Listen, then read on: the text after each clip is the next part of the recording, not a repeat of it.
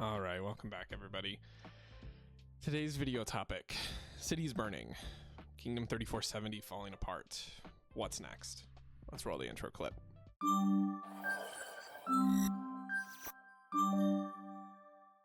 Okay, intro clip has been rolled. If you guys want to see more content like this, please like, subscribe, and comment your thoughts below. But let's dive into it. You know, I'll be the first to, honestly, I will. Thumbnail, super clickbaity. Title, super clickbaity. I gotta get views somehow, right?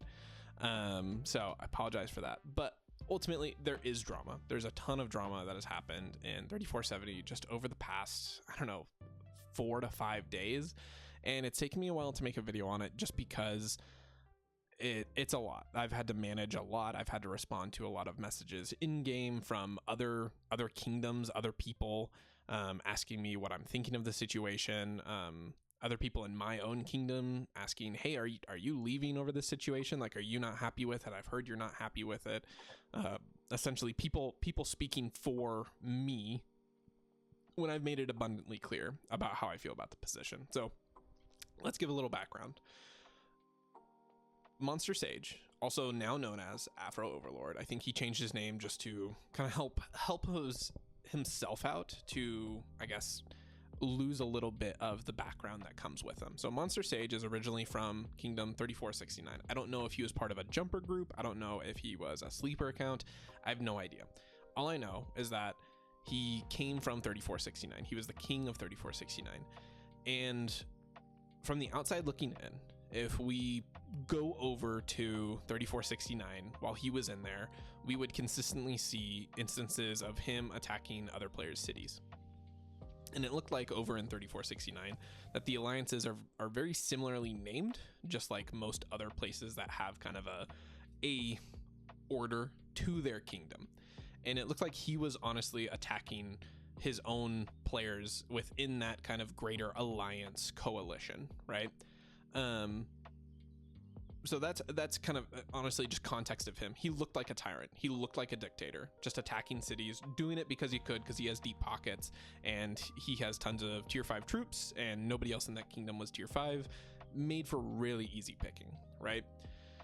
So that's the context to him, a little bit of a history of background from at least my perspective, and I'm assuming a lot of other players' perspectives. About 3 to 4 weeks ago, I was reached out by our Kingdom Council, and they said, "Hey, we're trying to recruit this guy. What are your thoughts?" And my first thought was, I remember, I'm not going to put up the chats because I'm not trying to invade or break any kind of privacy or trust I have with my own Kingdom Council in 3470. But I remember looking at it recently, and I had woken up just very briefly, and I see I have a message from somebody in Kingdom Council that said we're trying to bring him in. And my first thought was, I was like, hold on, wait a minute. I'm scratching my head, rubbing my eyes. I'm like, isn't that the guy that's like a tyrant in 3469? Why would you be trying to recruit this guy? Like, that is like the surefire way to kill this kingdom, to kill 3470. Everything you've worked for, all this planning for months for the jump project, and now months just to get to this point of nearing KVK 1. Like, that just sounds really crazy. And pretty much I was told that's not the full story. We feel confident in getting to know Sage a little bit more, that he's here. He's honestly just trying to play a game and have fun, right? There's more to the story. I was like, okay. Well, ultimately, I don't control the keys to the kingdom. I don't control migration. I don't have access to saying yes or no to special migrants and giving them special tickets for it. And so it really was like, you know, if you guys want this individual to come to our kingdom, I can't necessarily stop you. I can voice my opinion. Hopefully you respect that and you honor my opinion. But, you know, I have to trust that you guys know what you're doing ultimately. So come just, you know, like a week ago. So they told me about 3 to 4 weeks ago. About a week ago, I was having another conversation with somebody who was actively talking with Sage. And they had pretty much told me like, nope, never mind, it's not happening. he's not actually coming to the kingdom. He decided otherwise. He's going to stay in 69. I was like, okay, cool. I mean, whatever you guys feel is best. Again, I don't control it. Thanks for keeping me in the loop. I really appreciate that. Ultimately, the reason I was, I think, discussed too about the possibility of migrating this player in was because as a tier 5 player, if he migrated in and things went sour, I'm kind of, you could consider me the hostage control, right? this kingdom now being taken hostage by a 100 million power player, pre-KVK 1, where the majority of players are just barely creeping over 10 million power here. I mean, we do have a lot of players over 10 million power, but, you know, compared to a 100 million power player, you're gonna get absolutely smoked. So me and Robin Hood, and if you're familiar with 3470, I'll show off our power rankings real quick. Robin Hood was the only other tier 5 player at the time. Ghetto Superstar is a recently acquired tier 5 player. I think he's been tier 5 for maybe like a week and a half. So congrats to him, by the way. But me and Robin Hood were told individually for this kind of thing. And we learned, you know, again, he's not coming. Then we finally entered season 1. We exited preparation season and we entered season 1, and with that comes a lot of targeted migration, right? If you're AFK on accounts for a really long time and you open them back out, it gives you a free targeted migration where you don't have to use any passports. You have to delete your resources like you would for any migration, things like that. But it was a free migration. So I migrated in, I think, about 4 accounts into 70. The other accounts are on a different login, hence why this only shows 3. And I brought them in. Did that as soon as I opened, went and ran errands, and I got a ping on Discord. And Robin Hood was included in it. I briefly opened it up while I was out and about, and I looked at it, and I was like, I just see my name pinged. I don't see any text with it, you know, whatever. And so I left it alone. Come back, and finally get home, and I'm like, all right, well, let's sit down, let's read all these Discord messages, and let's log into the game, and, you know, let's see what's going on. And a big splash, a Kraken size splash, right, of a player had made it into our kingdom. So what I understand is that at last minute, this guy Sage and his daughter, who was on that list that I just showed you, this account right here, this is his daughter's account that, as far as I understand, he pays for, right? All the power to him. That's badass. I wish I had a dad like that. It'd be really cool. And they made it in. They were offered special tickets to come into our kingdom, and they had made it in. And that's where the drama ensued. And so while a lot of it was unfolding, there was several players who voiced major concerns over this.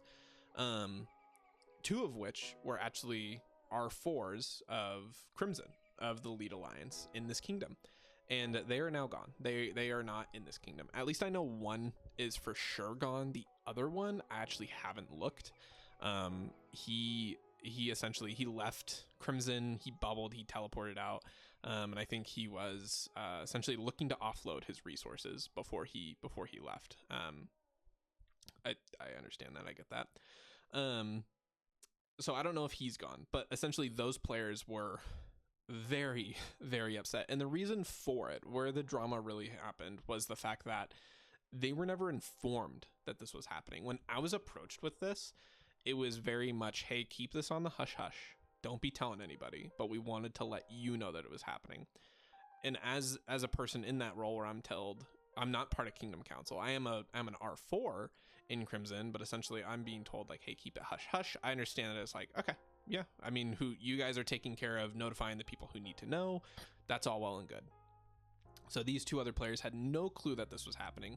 One of them is Xana, which I'll pull up her account now. I'll show her account now to give a little more context. So this is Xana.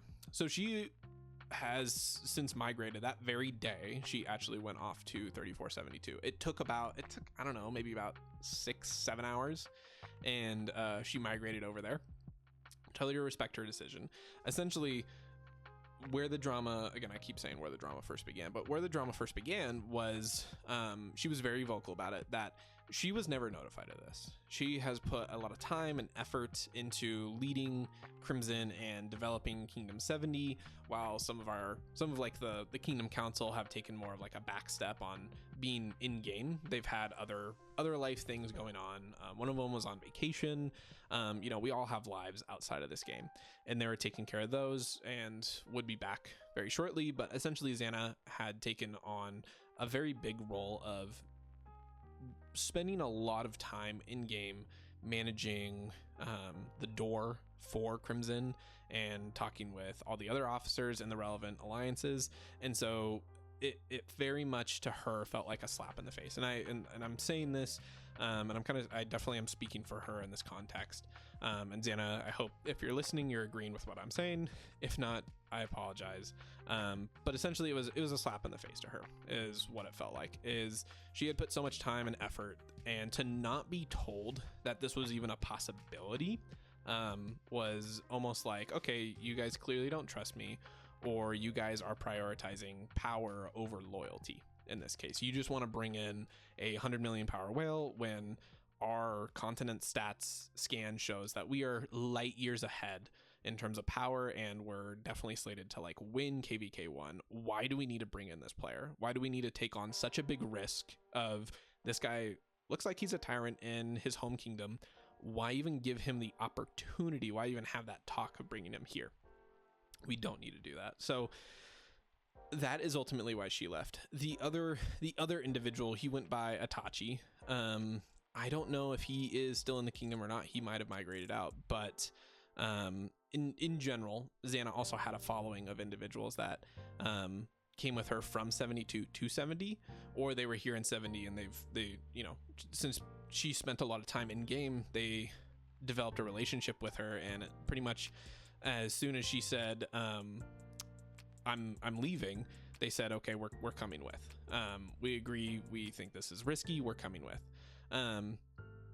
So we did lose a fair amount of players. So the risk in it is that we gained a 100 million power player and his daughter. We gained 140 million power, 2 more tier 5 players within the blink of an eye, essentially. And with that, we lost several players. So we may have lost upwards to 140 million power in all the players that left. I don't know all the players that left, but we did lose a fair amount of players. So the risk is essentially with Sage being here, and we'll pop back over to see his city. So with Sage being here now, we're kind of in this waiting period where we're all taking a deep breath and going, okay, Council's saying, guy's just here to have fun. He was actually not going around intentionally zeroing cities. What he was doing is he was being essentially targeted by the people in his kingdom. His alliance members, his friends were being targeted, and he didn't take kindly to that, right? If your friends were being targeted in the game, you would retaliate in some way, shape, or form. And so that is exactly what he did. He was defending himself, but ultimately he was in civil war consistently, just all the time in that kingdom, and he didn't want to be in that anymore. So he wanted to come here and bring his daughter, because he wants to have fun with his daughter as well. So we're really trusting the word on Kingdom Council, because also Sage has not spoken to, as far as I understand, anybody besides the people that brought him here, even after being here. He's in Crimson. He hasn't spoken a word that I've seen in Alliance chat. He has not responded to my DMs or accepted my friend request. And so it's all very much like, okay, well, that's what you guys are saying, but we're not really getting to know Sage at this point. So the big opportunity, I think, to prove himself that he's here on friendly terms is the best opportunity that he will have to, I guess, play a gotcha moment, is we have the last Martell MGE coming up. With these MGEs are fixed. So these sculptures ideally are going to go to the people that will be playing a role in KVK, because we need them for infantry garrison, you know, whatnot. And Monster Sage might actually get a role in this because of how high of a player he is in terms of power and how many troops he has to kill off. But ultimately, I'm not sure how I guess that's going to pan out if he's going to get sculptures, but it's fixed. So with that, we don't go over point totals. if you're not familiar, I'll tell you, essentially the second to last day and the last day of the Mightiest Governor event, you can get points for participating in getting kill points, essentially. If it's a big gotcha moment, he's going to go rogue and he's going to attack a bunch of players and he's going to steal those sculptures, essentially. So we're kind of just waiting and biding our time to see how he's actually going to play this event. If he's going to get sculptures, obviously he might participate in duels, and you know, I'd be totally willing to duel him in that case. See what he's got. But we have yet to see. The other bit of that, and the other bit of drama is kind of like I was saying, is I was getting messages, a ton of messages over this, and a lot of messages I was getting was, we lost Xana, are we losing you two? And like that's a really fair question. Again, it's a risky play bringing this player in here, but I totally understand why Council would have wanted to recruit him, especially if he wasn't happy in 69, and he is ultimately going to be a peaceful player and contribute to KVK and this kingdom. So they asked me, hey, are you leaving or staying? And I told them, here's the deal. I will give it time. I want to give you guys the benefit of the doubt. I want to trust Kingdom Council. I want to trust the same recruiter that recruited me, that also recruited Sage, to bring this player in. And I will trust that essentially this guy's a good guy. He's here to have fun. However, if things go south, if things go sour, I'm not playing hostage control. I'm leaving. It is not worth my time, my effort to try and control somebody who has such deep pockets, who has 2 accounts in here, essentially, that are tier 5, and deal with those. That is not what I'm going to attempt to do. I will leave very quickly. And other tier 5 players, Robin Hood has expressed that concern. I know other players, I'm not going to name them just because I don't know if they want to be made publicly known that they're also looking that way. I think this is a consensus that a lot of players have. And so essentially, like, this is a really risky play by Kingdom Council to say, hey, we're going to bring in this player. Everything we built, though, is hanging by a thread if this guy makes even the slightest wrong move. You know, and it's interpreted as being a wrong move. So it's we just have a clock. We have a clock ticking, and we're just waiting to see what this guy does. I hope he's here on good intentions. I think everybody hopes he's here on good intentions. I want him to be here on good intentions because I don't want to migrate out. This is a fantastic kingdom. The leadership is great. I guess we'll just have to wait and see if, you know, truthfully and honestly, they brought somebody into this kingdom that is going to benefit it, even though we lost other members of our kingdom. So that being said, maybe more videos to come in terms of more drama surrounding this player. Sage, if you're watching this, I'm happy to have you here in the kingdom. I just want to say, you know, start communicating with us. We want to get to know you. Ultimately, we want to trust our recruiters, and we want to trust our Kingdom Council that you're here to be a benefit to the kingdom, and that you're kind of just taking it easy. I know you got a life outside of the game, so you're not going to be on it all the time, but we want to get to know you. With that being said, guys, this has been BOBA. I'll see you in the future. Bye.